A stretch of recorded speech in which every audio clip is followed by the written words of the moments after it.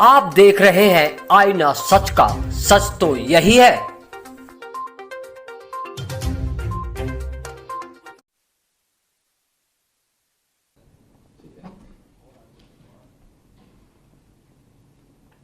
हमारे अपर मुख्य सचिव आयुष के हैं श्री प्रशांत त्रिवेदी। पुरानी सीट्स दिखाई दी हैं और पुराने उसके बाद हमें बॉटनिकल गार्डन में जाने का मौका मिला। वहाँ हमने देखा और लैब में हम गए, वहाँ भी दवाइयों के बारे में मतलब थोड़ी बहुत और क्रोमेटोग्राफी के बारे में बताया उन्होंने। सर अगर आयुर्वेद का नाम आता है तो प्लांट्स और मेडिसिन दोनों आता है।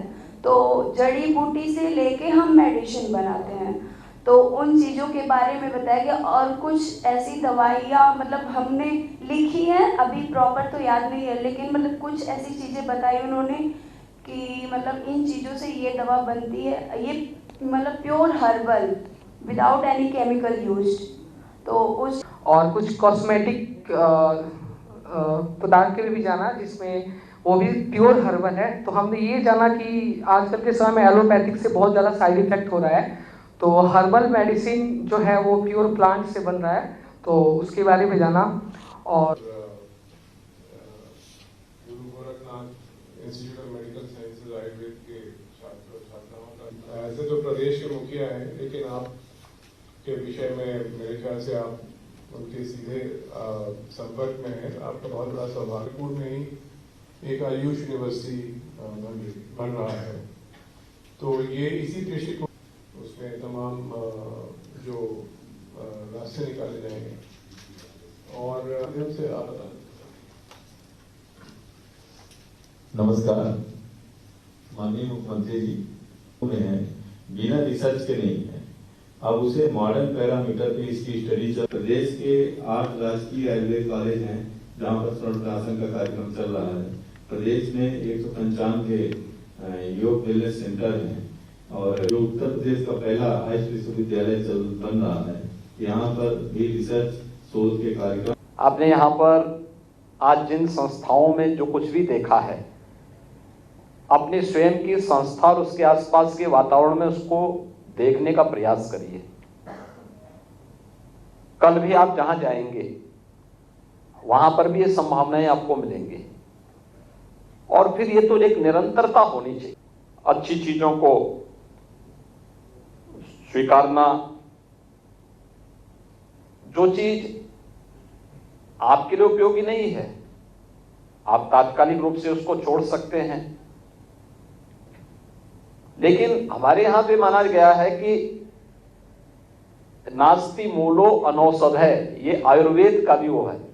कोई ऐसा वनस्पति नहीं जिसमें औषधीय गुण न हो, लेकिन उसके लिए उस प्रकार के विशेषज्ञता हासिल करने की आवश्यकता है।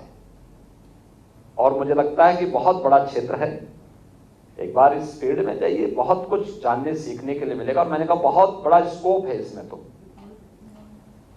एक आयुर्वेदिक डॉक्टर के रूप में हेल्थ एंड वेलनेस सेंटर चलाने के लेकर के, शासन से लेकर के, निजी क्षेत्र से लेकर के और स्वयं की अपनी संभावनाओं को आगे बढ़ाने को लेकर के, उन व्यापक संभावनाओं को आगे बढ़ाने का कार्य आप सबके द्वारा किया जा सकता है। हमें अपने आप को तैयार करना होगा, उसके लिए मानसिक रूप से तैयार करना होगा। और उस मानसिक रूप से आप तैयार होंगे।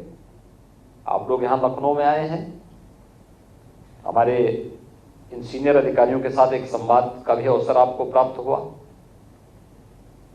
आप सब यहाँ पर आनंद से अपने स्टोर का मनोरंजन भी लीजिए और ज्ञानवर्धन भी करिए। देखिए, किसी भी शैक्षिक टूर का उद्देश्य केवल मनोरंजन नहीं होना चाहिए, उससे महत्वपूर्ण, उससे आप क्या कुछ अर्जित कर रहे हैं, ये सभी कुछ उसका पार्ट होना चाहिए। और आपके पास एक डायरी होनी चाहिए, बाकायदा उसमें नोट किया जाना चाहिए एक एक बिंदु पर।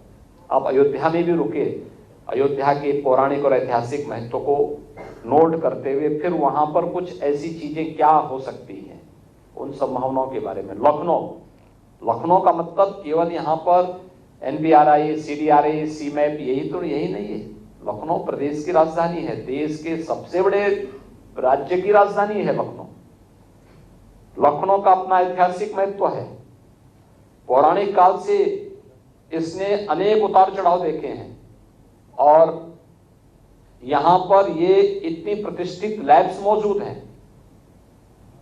इन हर एक लैब में कुछ न कुछ नया कुछ आपने देखा होगा, कुछ चीजें ऐसी होंगी जिनको आप तत्काल लागू कर सकते हैं, कुछ को आप समय के अंतराल में जान सकते हैं, लेकिन जो नोट आपके बनेंगे वे नोट आपको बाद में जब देखने का अवसर मिलेगा तो आपको लगेगा कि वहां बहुत कुछ ऐसा था जिसको आप लोगों ने वो किया है। और मुझे लगता है ये आपके टूर का हिस्सा होना चाहिए। फिर उसमें राइटअप लिखने का अभ्यास करना चाहिए। देखिए, जब अभ्यास करेंगे धीरे धीरे करके आप अच्छा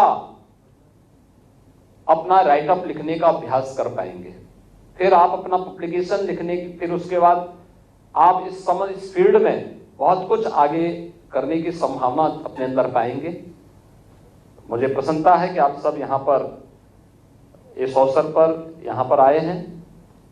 आप सभी यहाँ पर अभी अपना प्रसाद ग्रहण करें। आपकी इस पूरी यात्रा के लिए मेरी शुभकामनाएं। धन्यवाद जी। अमरोहा से एक बड़ी जानकारी सामने निकल कर आ रही है। गेहूं के खेत में अचानक भीषण आग लग गई है। 8 बीघा गेहूं की फसल देख रहे हैं खाक हो गई है। सच का अज्ञात कारणों के सच तो चलते यही आग है। लगी है। आग लगने से क्षेत्र में हड़कंप मच गया है। गेहूं की फसल जलने से किसान का बहुत नुकसान बताया जा रहा है। धनोरा ब्लॉक के गांव चंदेरा फार्म का ये पूरा मामला है।